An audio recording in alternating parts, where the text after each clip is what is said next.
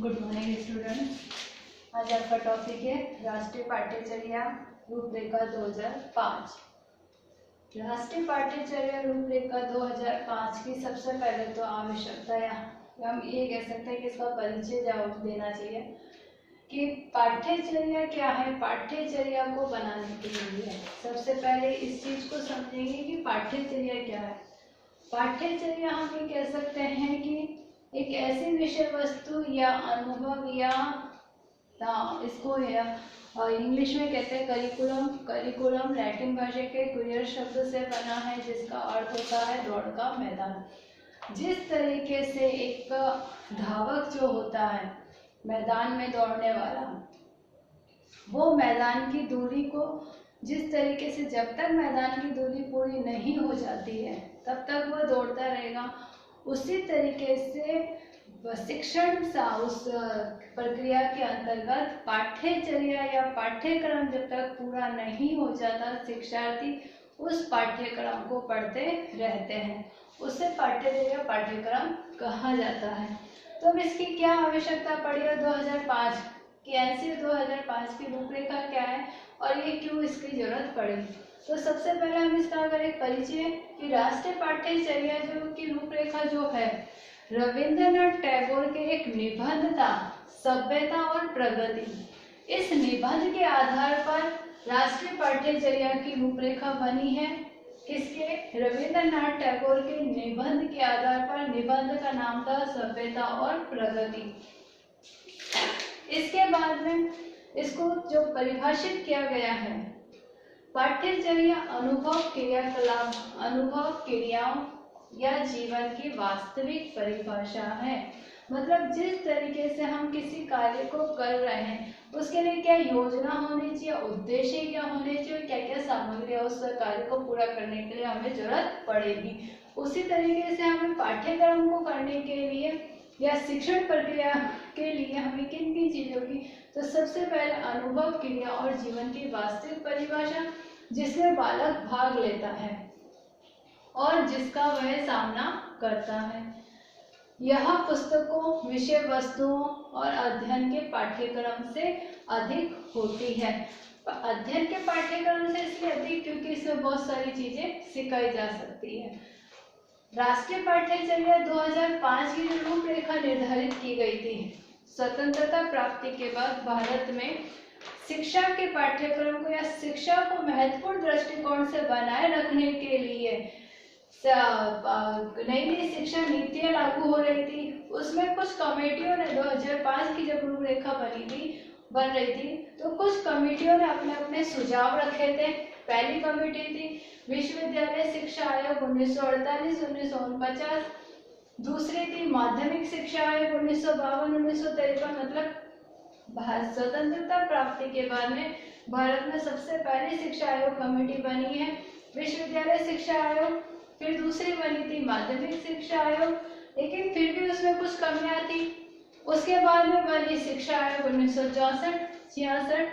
शिक्षा आयोग 1964-66 का एक सबसे मेन चीज इसने कही थी, इसने त्रिभाषा सूत्र को अपनाया था क्योंकि भाषा की जो प्रॉब्लम आ रही थी कि भाषा कौन सी होनी चाहिए शिक्षा देने के लिए, शिक्षण कार्य को कराने के लिए, तो एक इसने त्रिभाषा सूत्र लागू करा था सबसे मेन 1964 और 66 में।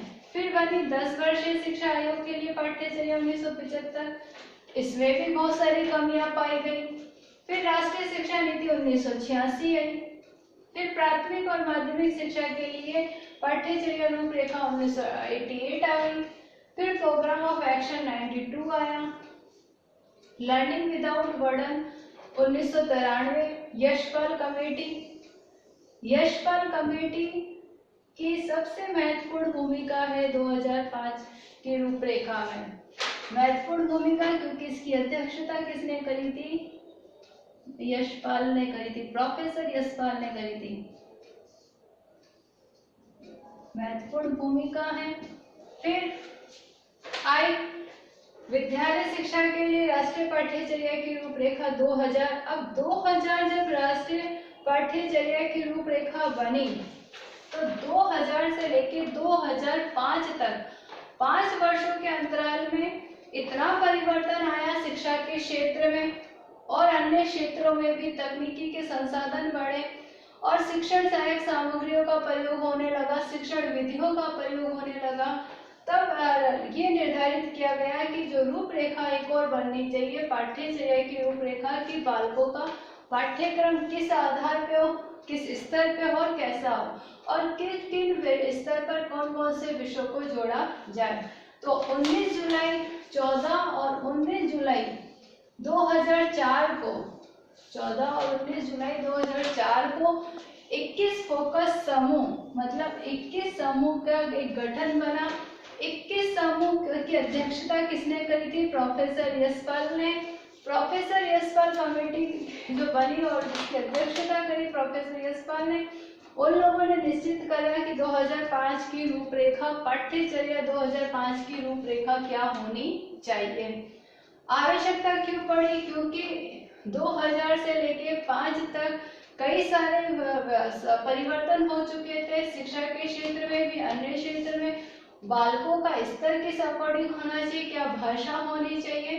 तो इस तरीके से 2005 की एक रूपरेखा तैयार की गई कि राष्ट्रीय पाठ्यचर्या 2005 की रूपरेखा क्या होनी चाहिए। राष्ट्रीय पाठ्यचर्या 2005 में एक फर्म वर्क बना था। फर्म वर्क हम ये कह सकते हैं कि कक्षा 1 से 5 तक के लिए क्या सिलेबस होगा, क्या पाठ्यक्रम होगा, कौन से विषय होंगे। कक्षा 6 से 8 के लिए पाठ्यक्रम अलग निर्धारित किया गया, कक्षा 9-10 के लिए अलग निर्धारित करा गया और कक्षा 11-12 के लिए अलग पाठ्यक्रम निर्धारित किया गया।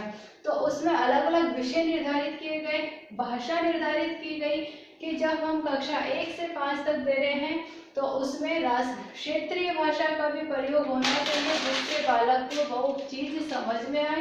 क्षेत्रीय भाषा, मातृभाषा और राष्ट्रीय भाषा तीनों ही भाषा में शिक्षा का प्रावधान होना चाहिए जिससे बालक को भाषा के माध्यम से शिक्षण प्रक्रिया या शिक्षण विषय वस्तुओं को समझना आसान हो जाए। अब हम इसको कहेंगे कि इसकी आवश्यकता क्यों पड़ी। आवश्यकता के पॉइंट ऐसे 2005 की आवश्यकता क्यों पड़ी। सबसे पहला पॉइंट नवीन तथ्यों के समावेश के लिए। सीधी सी बात है, जब एक ही बात मैंने बताई कि स्वतंत्रता प्राप्त, भारत ने स्वतंत्रता प्राप्त कर ली थी, उसके बाद में भी इतनी सारी कमेटियां बनी, लेकिन इतनी सारी कमेटियों में भी कुछ ना कुछ शिक्षा में कमी पाई जा रही थी।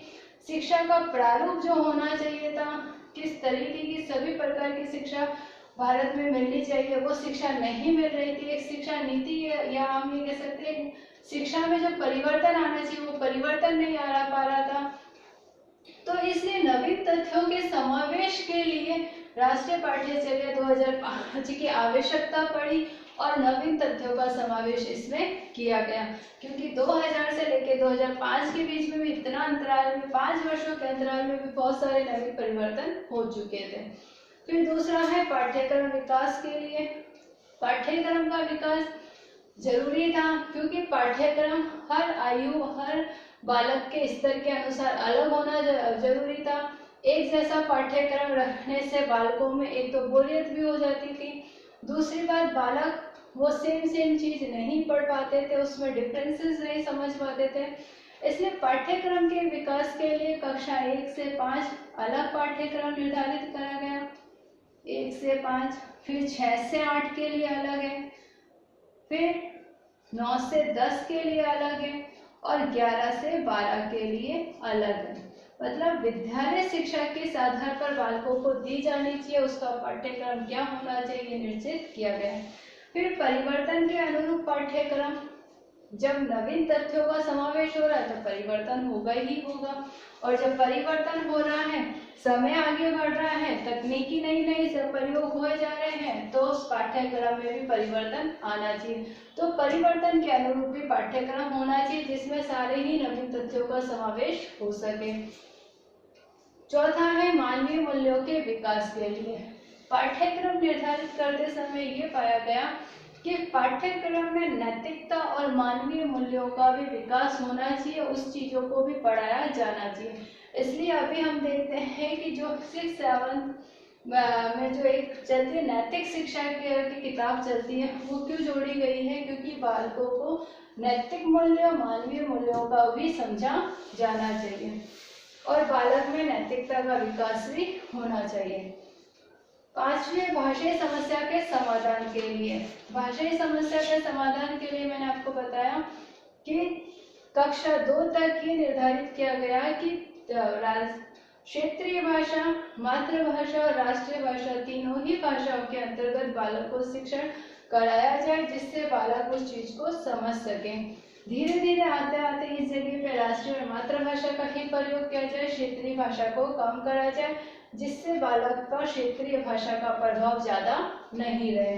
तो भाषीय समस्या में बहुत सारे समस्या आ रही थी भाषा के आधार पर शिक्षण प्रक्रिया को चलाने में, उसका समाधान किया गया। कक्षा कक्ष शिक्षण के लिए, कक्षा कक्ष का शिक्षण किस आधार पर कैसा होना चाहिए ये निर्धारित किया गया। शिक्षक अभिभावकों की संतुष्टि के लिए शिक्षकों को इसमें ध्यान दिया गया। शिक्षकों की महत्वपूर्ण भूमिका रही राष्ट्रीय पाठ्यचर्या 2005 को बनाने में। अभिभावक, क्योंकि अभिभावकों के अकॉर्डिंग भी बालकों का पाठ्यक्रम किस आधार पर होना चाहिए, अभिभावक इस पाठ्यक्रम को समझे, अभिभावक संतुष्ट हो तो उनको ये लगेगा कि हमारा बालक विद्यालय में जा रहा है तो एक सही शिक्षा ग्रहण कर रहा है। फिर शिक्षण विधियों के विकास के लिए, जैसा मैंने कहा गया कि नवीन परिवर्तन हो रहे, नई नई टेक्नोलॉजी आ रही है, तो नई नई शिक्षण विधियों का विकास हो रहा है, तो उन विकास शिक्षण विधियों के विकास के लिए भी राष्ट्रीय पाठ्यचर्या रूपरेखा 2005 की आवश्यकता पड़ी। उसके बाद में 2009 भी विकसित हो चुका है अब तो इस आधार पर हम ये कह सकते हैं कि पाठ्यक्रम या पाठ्यचर्या में परिवर्तन लाने के लिए, नवीन तथ्यों से जोड़ने के लिए, नवीन तथ्यों का समावेश करने के लिए राष्ट्रीय पाठ्यचर्या रूपरेखा 2005 की आवश्यकता पड़ी थी। इससे रिलेटेड आपके नोट्स और क्वेश्चन आपको पीडीएफ में सेंड कर दिए जाएंगे। राष्ट्रीय पाठ्यचर्या किस के आधार पर बना है, इसका एक निबंध रविंद्रनाथ टैगोर का सभ्यता और प्रगति, उसके आधार पर इसकी रूपरेखा निर्धारित की गई थी। 21 फोकस 21 लोगों का गठन था। अध्यक्षता प्रोफेसर यशपाल ने करी थी। 14 और 19 जुलाई 2004 को इसकी बैठक हुई थी, उसके बाद ये प्रावधान किया गया था और ये सारी कमेटियों ने सुझाव दिए थे। इन सुझावों को ध्यान में रखते हुए 2005 की रूपरेखा तैयार की गई थी।